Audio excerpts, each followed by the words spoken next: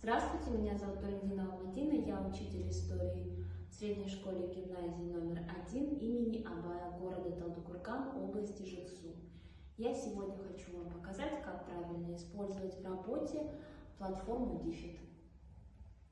Платформа DIFIT поможет вам легко создать план урока, необходимые для урока задания, материалы, текстовые задания и так далее. Итак, что вам для начала нужно? Вам нужно будет зарегистрировать Gmail почту. Другая почта не подходит, только в Google форме. Вы заходите в поисковик браузер Google, нажимаете, набираете слово DIFIT в поисковике на английском языке, либо на русском языке. Выбираете первую попавшуюся ссылку, открываете ее. Сама платформа выглядит так, она англоязычная. Вы выбираете русский язык с правой стороны в верхнем углу. Далее он полностью переводится. Для начала давайте попробуем бесплатную его версию. После того, как у вас сайт открывается, у вас должно выходить 3 плашки. Плашка для студентов, плашка для учителей и для личного пользования. Для личного пользования плашка будет действовать бесплатно, и платформа будет действовать бесплатно порядка 30 календарных дней. Для учителя бесплатная платформа длится 14 календарных дней. Для студентов это 5-разовое использование. Итак, здесь выходит, после того, как вы выбираете нужную для вас плашку, сам поисковик. В сам поисковик вы можете вписать все, что вам нужно. Допустим, нам нужен план урока составить. Что мы делаем? Мы открываем клавиатуру, выбираем язык, на котором будем писать. Давайте составим план урока по истории Казахстана. Что мы пишем? Для начала мы пишем план урока, либо верный, чтобы писать, нужно писать слово «сгенерируй», либо «создать». Но так как это робот, он воспринимает слово «сгенерируй» гораздо быстрее. План урока. Что мы делаем дальше? Мы ставим точку. Почему?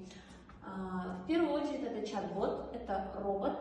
И робот, любой робот, воспринимает действия в алгоритмах. В данном случае «сгенерируй план урока» это действует для робота как один алгоритм.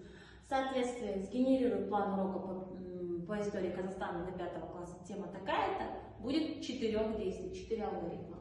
Итак, «сгенерируй план урока. Точка по истории Казахстана. Точка. 5 класс. Точка. Тема.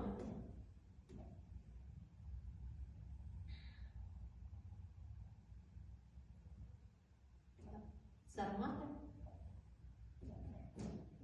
Точка. Добавь картинки. Тюрков.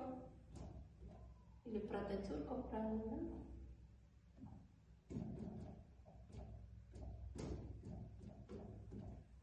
Так, добавь карту.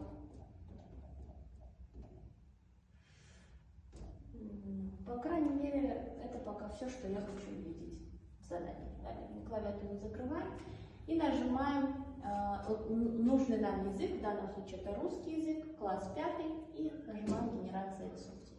Далее генерация идет максимум 1 минуту 20 секунд. Если генерация идет гораздо дольше, вам необходимо перезагрузить страницу, нажав на кнопку «Перезагрузка» в левом углу. Значит, чат-бот завис в данном случае.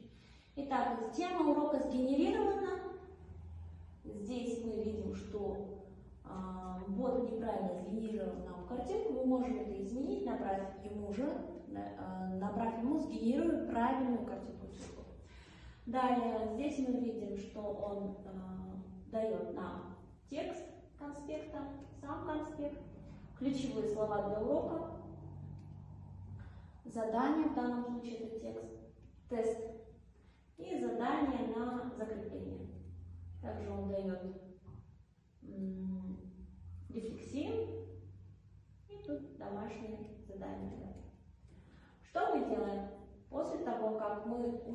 сделали план урока КСП, нам нужно его вытащить. Чтобы вытащить, мы нажимаем в правом углу кнопку «Экспорт».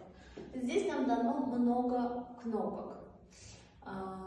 Эти кнопки с коронками являются кнопками только для платной подписки. Сама платная подписка стоит $3 в месяц.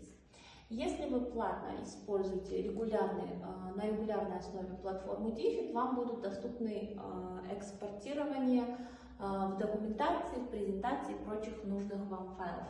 Если вы пользуетесь ее бесплатно, вам доступно только в PDF формате. Мы скачиваем в данном случае в PDF формате. После скачивания мы нажимаем «Продолжить редактирование». И в загрузках у нас появляется наш план урока. Здесь он также в PDF формате легко доступен для копирования. Например, я могу нажать на сам файл, выбрать нужный мне текст, скопировать и ставить его в презентацию или в Word варианте, потому что данный формат плана урока не соответствует приказу 103. Итак, далее, чтобы посмотреть предыдущие уроки, например, тем, которыми мы уже использовали, мы нажимаем снова на главную страницу. На самом деле это мы просто нажимаем в любую точку в правом верхнем углу. Нам переходит главная страница. Далее мы нажимаем кнопку «Мои ресурсы». И здесь те уроки, которые мы уже с вами ранее создавали, они закреплены. Надеюсь, это вам было полезно. Спасибо.